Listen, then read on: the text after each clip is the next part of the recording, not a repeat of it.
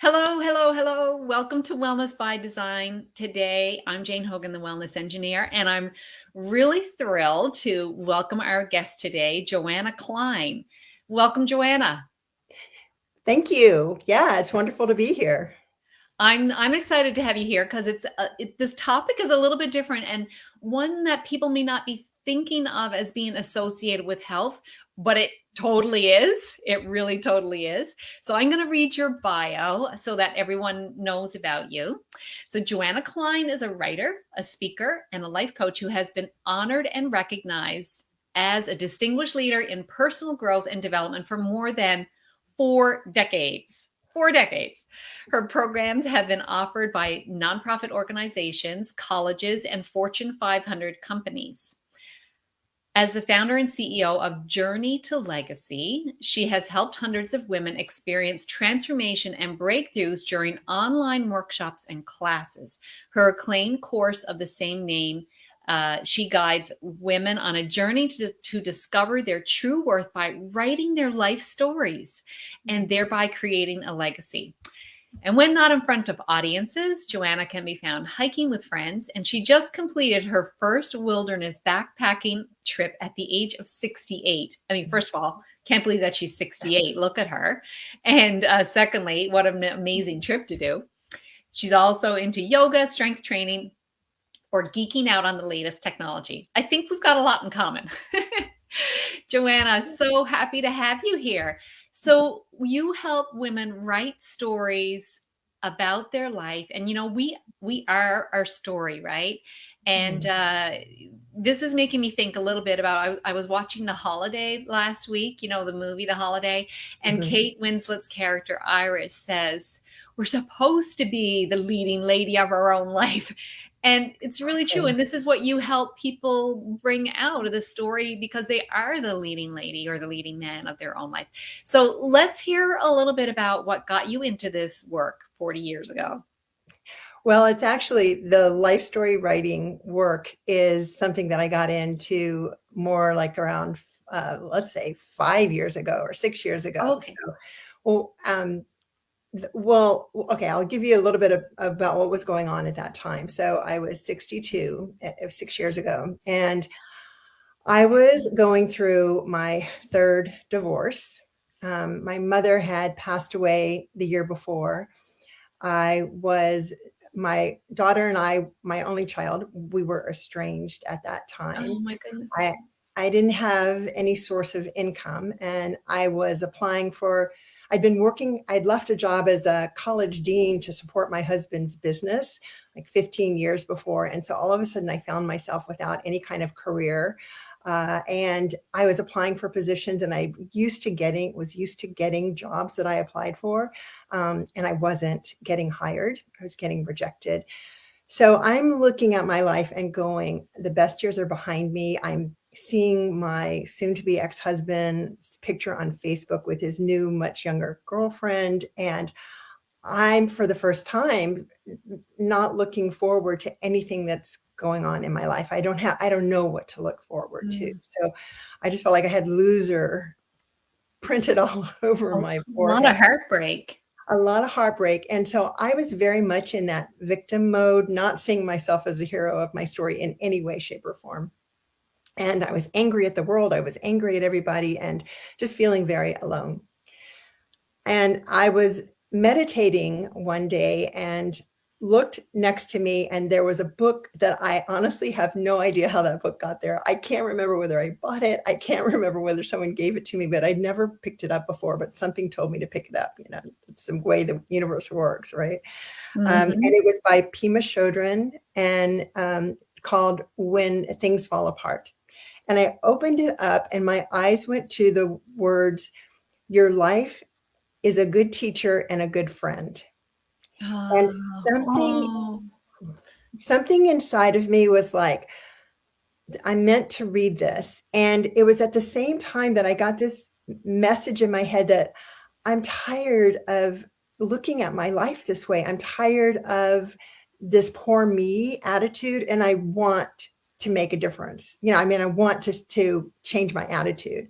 And I've done a lot of therapy and personal growth work. I've facilitated personal growth work. So it's not like it was new to me, but there was something about diving back into my own stories that felt like that was a journey that I was supposed to go on right now.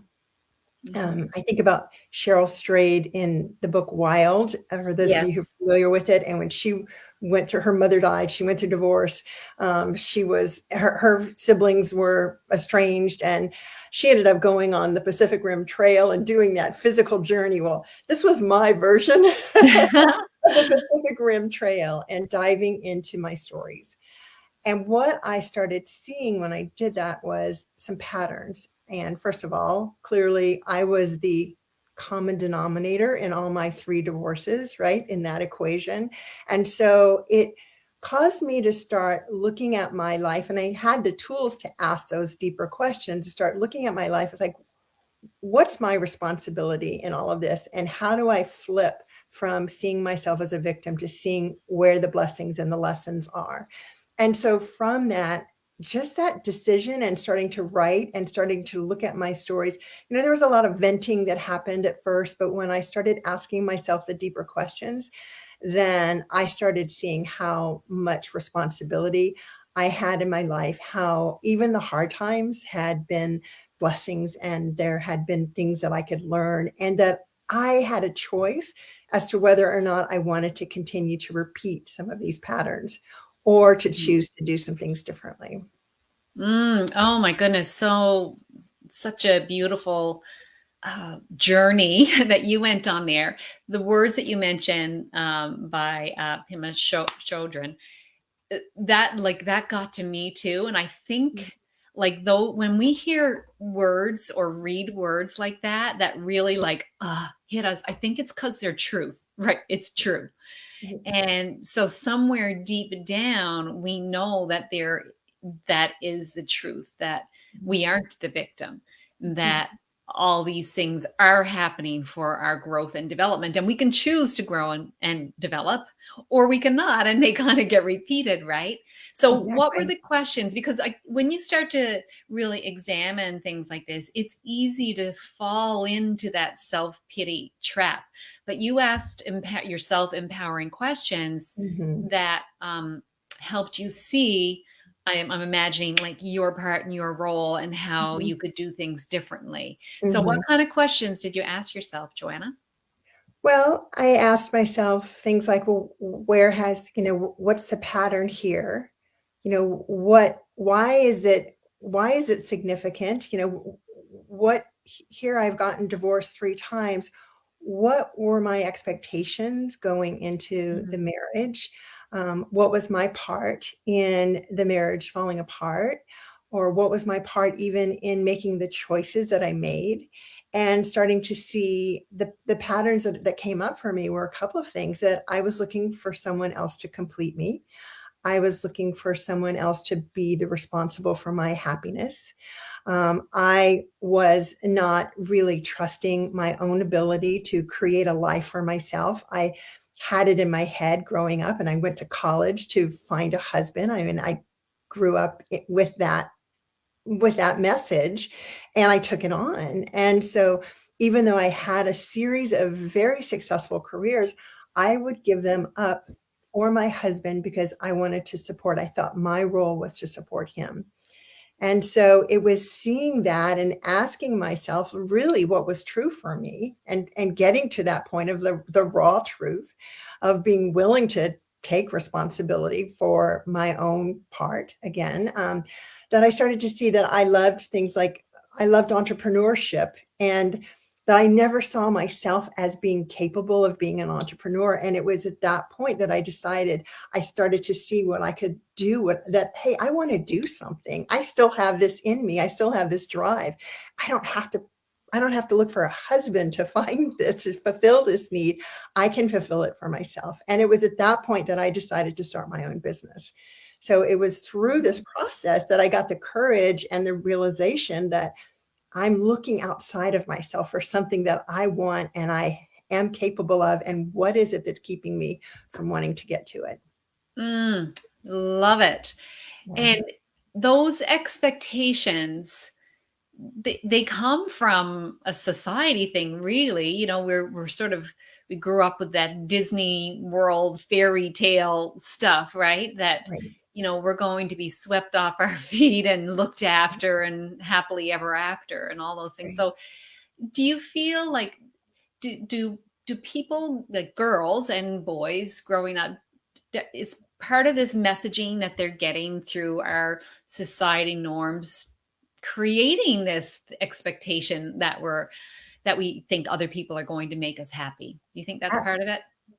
Well, absolutely. And all kinds of messages, and we all get different types of messages, and different things in our life can impact us and cause us to make changes and decisions. Like through, for example, through life story writing, I remembered a time when I was in fourth grade where I organized all the girls in the class, convinced the teacher to allow us to take 3 days a week, an hour 3 times a week off to go and practice the play Peter Pan, because I wanted to be Peter Pan. And I was able to convince everybody, and we put on, we practiced, and I directed and cast everybody, and of course cast myself as Peter Pan. And we put on the play for the boys, and we were going to put it on for the parents the next night. But after we put on the play for the boys and the teacher, one of the boys made fun of me for the way that I sang. And I called it off. I called the performance off for the next day, and I never acted again. And I believed in my mind that I was terrible at that, and I couldn't act, and I gave it up because one person criticized me. And writing that, all of a sudden, I was flooded with this emotion and this recognition that I've given my power away to others a lot because of one thing that someone said. And I think Hmm. we're many of us are prone to that. We can get, 10 compliments and one, let's say constructive criticism type feedback, and we focus in on the constructive criticism rather than taking in the compliments. And so we have to really take a look at where these patterns have come from, whether it's been our parents, the messages we got there, or whether it's certain events in our life. And then there's other things too, things like, we were talking about it before we got onto epigenetics. It's like sometimes some of the stuff we take on doesn't even belong to us. It's something that's been passed down. It's a trauma that's been passed down through genetically or environmentally within our family, and we've taken that on. And when we start writing our stories and start looking at it from this curiosity perspective, is like, where did I get this message, for example? And start Hmm. realizing some of them don't even have an origin, because we've taken them on from someone from our parents or our caregiver or our environment. Yes, yes. Okay, let's come back to epigenetics first.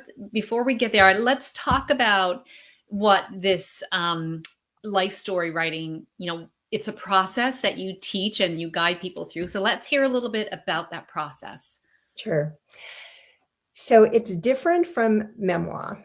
Um, Okay. so the way that I teach it is different from memoir. So memoir is typically written, like I mentioned, Cheryl Strayed's Wild. It's usually about a specific event that happened, and there's a message, there's a theme, and then you can pull in other parts of your life, but you're really focusing on one specific thing.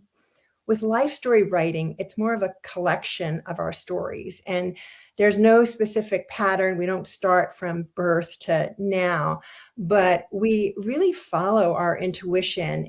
In my program, Journey to Legacy, I offer a variety of prompts. I use Joseph Campbell's Hero's Journey as a Mhm. backdrop, and taking a look at how, again, we are, like you say, the protagonist, the heroine, the hero of our story. And what is it that called us to different events in our life, and what was our ordinary world? What did it look like? And then how did we handle the different things that came up before us, and the challenges that appeared? So life story writing is allowing different ways of getting stimulated and memories to be ignited, and allowing the reminiscing, and then flowing with it through our writing and seeing where our writing takes us as we're exploring and sharing this story. So we're Mm, writing it, first of all, for ourselves, for self-discovery. mm. And then there's a second piece in there that I can go into as far as what I Okay, see let's as get there. valuable. So it's a very much, as you said, intuitive.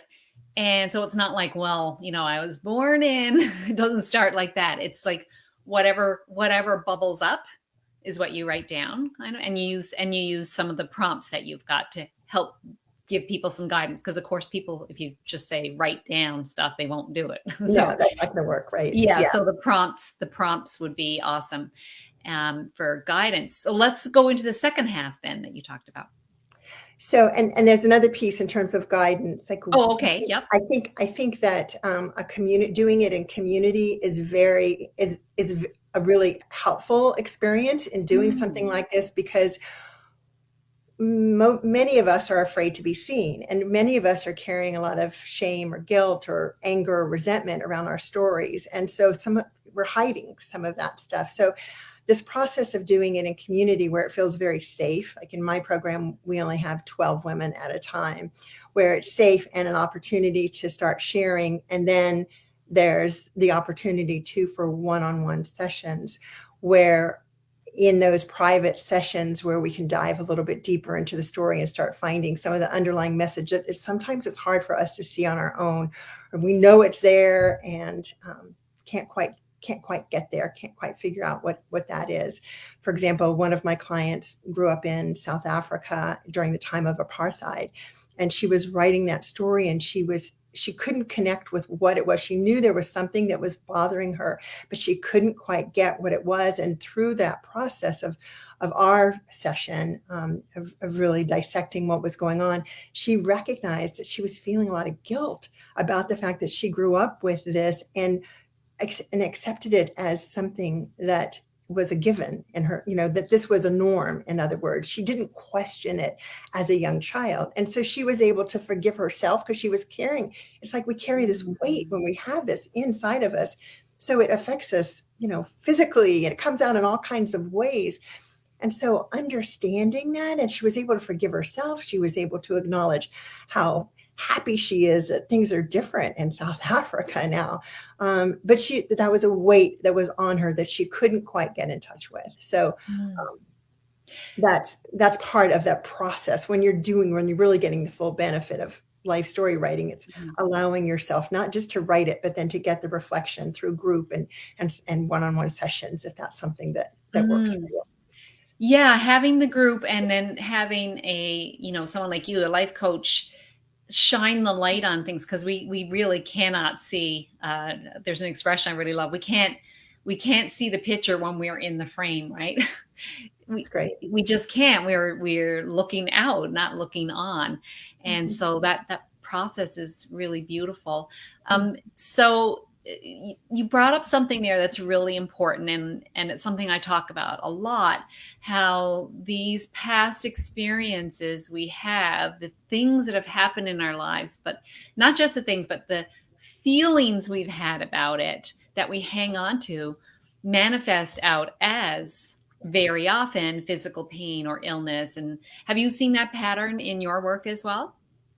Absolutely. Yeah.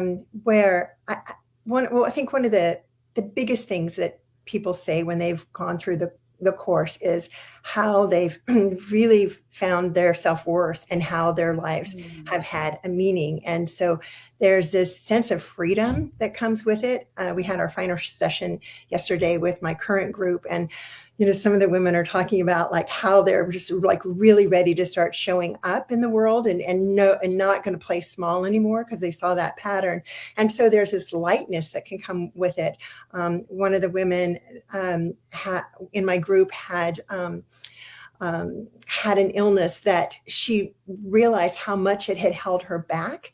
And now she's planning on traveling and doing she's like, I don't want to sit still anymore. I don't want to be held back anymore. So I think the emotional healing is so strong that comes with it, and the physical healing then can follow as a result. Yeah. Mhm. Yeah, I believe that, because it's really getting at a root cause, right, Joanna? Like the root cause of a lot of physical illnesses, even though people don't always believe this, but I've come to, based on all the people I've worked with and what I've learned and studied, I think emotions are behind most illnesses. Mhm. And I found it really interesting how certain emotions were associated with certain illnesses too. For example, a common emotion associated with rheumatoid arthritis, which is what I had, was like resentment, that Mhm. feeling of having to carry everything. And that was definitely one for me. And I've heard someone else say, and I'm not an expert in this, that anger is a common emotion with cancer. And I, looking back on some of my family members, I can see, yeah, possibly. Now, maybe we could just relate all these to the same ones. I don't know, or say, well, yeah, you know, I could put anger and resentment, because a lot of us are carrying anger and resentment and Mhm. different emotions around. So, but it's really interesting. So exposing those and understanding where they are coming from so that you can release them is part of the cathartic process that you take people through in this life story writing. Yes, and I know for me, I had chronic digestive issues, and Mhm. I, that process, though it's changed. All I can say is that Mhm. it's changed, and so I'm assuming that because of this, what I've been able to let go of has had a big effect for me. Mhm. Yeah, the digestive issues. I mean, I do yoga, and so I like bringing things back to the chakras and the emotions associated, and they're each associated with physical parts of our body as Mhm. well. Mhm. And we often see that the shame and the guilt linked to digestive issues over and over again. So that's very, very common. And we all carry some level of shame and guilt, right? On some levels from when we were little kids, or even let's get back to the epigenetics that you were talking about earlier. So let's explore that a little bit. So define epigenetics for our listeners in case they haven't heard of that before. Sure. And I'll do my best. I'm not an expert in this field, but from what I understand, and I've read several articles and a couple of books about it, but essentially that a trauma can happen in someone's life and it doesn't actually change our DNA, but it can impact our DNA and what gets passed down. And so oftentimes an example that's used is a Holocaust and people who have survived that. And then that trauma and that relationship to that experience get passed down so that children or grandchildren can be carrying this anxiety or this experience of their fear that they're going to get killed when it doesn't have anything to do with them, when it's really something that this has been passed down within the genes. And it is reversible. So that's what's so great about it, like versus a gene mutation, that's something that's passed down, that can cause, a physical illness or mental illness as a result of a gene. With epigenetics, it's actually reversible. And so the way to heal it is to recognize it, is to acknowledge it. And so by us being willing to go and really and examine some of these stories that we're carrying with these messages, like I grew up with a lot of anxiety. And there was no reason for me to have that. But my father had trauma. His mother died when he was 5 months old during the Spanish flu. He was sent to a foster care home after another where he was beaten. He had a lot of trauma in his life. And my relationship with him was very strained growing up. And I had this anxiety that I didn't understand. But once I started looking at these stories and writing about my father and really diving into what his story was, even though it had been told to me by my mom, I knew the story, but I had so much anger towards him. I wasn't able to really feel and have the compassion. And by putting it on paper, which gives so much clarity, Mhm. and asking those questions of ourselves, like what's really true here? What's the significance of this? And how did this impact me? And what did I learn from it? Then we start to see and start to develop a whole different relationship. And healing with our fathers has been a theme that I've seen for many of the women that have been through my program, so including me. Interesting. Mhm. Yeah, I mean, our genes, less than 2% of them are responsible for permanent coding, and the others are responding to the environment. But part of the environment is these emotions that we are carrying, right? They're Right. when we have emotions that create stress in our body, those are every single cell picks up on that and responds accordingly. So when we can clear it through a process like you're doing, then that can really help. So okay, I know we wanted to talk about what's important to keep in mind when people are going through a life story writing to get the full benefit of it. So one of the things I consider it like three different pillars. The first one has to do with mindset, and so often I think what I hear is that I'm not a writer. This is for someone who writes. If they think about it's intimidating to think about writing stories, so it's important to remember that you don't have to be a good writer. You know, this is really a very personal experience, and if you're someone who likes personal growth work, you are so in control of this process and where you go with it. If you go see a therapist, you have 50 minutes and then you're out and you're talking. But with writing, giving clarity, you can spend 20 minutes, you can spend 50 minutes, you can spend 2 hours by allowing that process to work. So mindset is really important, and recognizing your why you want to do this. Hmm. There's a whole nother reason that I believe people should do it, and that's for legacy, for purposes of sharing who we are, like sharing who we truly are with those who follow. And so that can be an inspiration. That can be a reason that someone has that desire to do that. But it needs to start with that place of like, I want to know myself, and I'm really willing to get to that place of being honest with who I am and taking responsibility, and feeling that sense of empowerment by really writing, reframing, changing the narrative of our stories. So, and then another piece of it is inspiration. It's like where to find the inspiration, and truly, inspiration is all around us. We can look at photos, and that can allow us. It's like who took this picture, when looking at ourselves as in our younger years, like who took this picture, where was I, what's the story behind it, and really allowing ourselves to question further, again asking the bigger questions. It's like, what story am I caring about this? And noticing what emotions are coming up. Sometimes it's pure joy. Sometimes the remembering is allowing us to see what's missing in our life, and to really have that sense of like, oh, I loved adventure. Like that's what happened for me with my backpacking trip. I realized I was missing adventure in my life, and I was letting my fear hold me back from moving forward. And so being able to really recognize that, and let that go and say, wait a minute, do I want to continue with this pattern? I've got the rest of my life ahead of me still. What do I want to do differently? And looking at our life story is a huge way of doing it. Mm. I Yeah. love the way you talked about that, doing it for yourself and to see your patterns and what you might want to change. We get to a point in life like, what do we really want? But also Mhm. that other aspect of the legacy.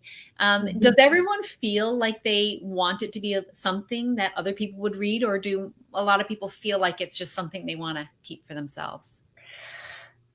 Well, that's a great question, and this is what breaks my heart, because I do hear this so often. Is like, well, I don't want to go back there. I don't. I'm ashamed, and there's it's that we have such self-critics, right? We're our worst enemy with that, and so that that fear of looking back at our life, and then what is it that we really want to share. But the other part of my story I think is significant for this, and that once I started doing life story writing, like within that time frame, it was just about a year after my mom had passed. My sister, my only sibling, called me one night and said she had just found out she had only 3 months to live, and she Oh, had been diagnosed with a rare form of uterine cancer. And she'd had breast cancer in her life. She had multiple sclerosis. She had all kinds of physical challenges. And then this one was the one that was taking her down. And she died the day after her son's wedding. So her only child, she died the day after his wedding. And my sister and I weren't close. And so I don't have her stories. And Mm, her son now has, he and his wife, a 5-year-old and a 1.5-year-old who aren't going to know my sister. right. And so it's so important that we do this, making this connection to the people that follow us, even if we don't have children or grandchildren, even if we don't anticipate that we're going to have that, it's still being able to share what's important to us, our values, by first connecting with that. And I Mhm. think that this world is missing that right now. It's that deeper connection with those who came before us. I would have loved to have known my dad's mom. I know nothing about her. And Mhm. so we can we can help others. We can prevent other illnesses from happening, all of these things that we take on, truly by helping kids know, helping others know who they are, who they came, where they came from, Mhm. and being able to convey our values and our stories in a way that can connect us. Mhm. Lovely. And I know you've got a free gift. I'm just going to put the website there. Um, there for people to download a guide to help you get started in the process of writing your own legacy story. So go to journeytolegacy.com/free-gift and you can download it there. And Joanna, I always have one last question that I ask on this show. What's one action someone could take today to improve their health? So we've been talking about writing and we're talking about how it Mhm. impacts health. So I'm guessing you might say something about this. Yes. Well, let me give a prompt. Okay. Going to give a prompt to you, a writing prompt, Okay. and I'll give you some questions to take with that. So, um, think about a time in your life where when you look back, you say to yourself, "I can't believe I made it through that." Mm, Or another option would be, "I can't believe I accomplished that." right. So So these, either I can't believe I made it through that, or I can't believe I accomplished that. And okay. then as you think about that event, ask yourself, what did I do to move forward from this situation? What did I do to move forward? What clarity did I gain about what was important to me and who I want to be or who I don't want to be? So ask yourself that. What clarity did you gain from that situation? And how was this a growth experience for Hmm. you? And what strengths did you develop having gone through that experience? Oh my gosh. Did you develop? So So powerful. so lean into that, and then you can ask yourself, how can you bring this forward? Is there anything in your life right now that's a big challenge for you? And are there things that you can get out of those questions that I just asked, that you're asking yourself now, that you can bring forward towards some of the challenges that you're feeling right now? I love that. It's looking back and recognizing when you were a hero, Mhm, because you are a hero, and you mhm. can be a hero in whatever challenge you're going through now. Yes. So beautiful. Love that, Joanna. Okay, this has been so interesting and really fun and enlightening, I think, for people. So I'm wondering if the listeners or viewers are thinking, all right, I'm going to get out my journal and start doing a little bit of writing now. I'm inspired to do that. It's really been beautiful. So, is there any last thing you'd like to share with the audience before we sign off?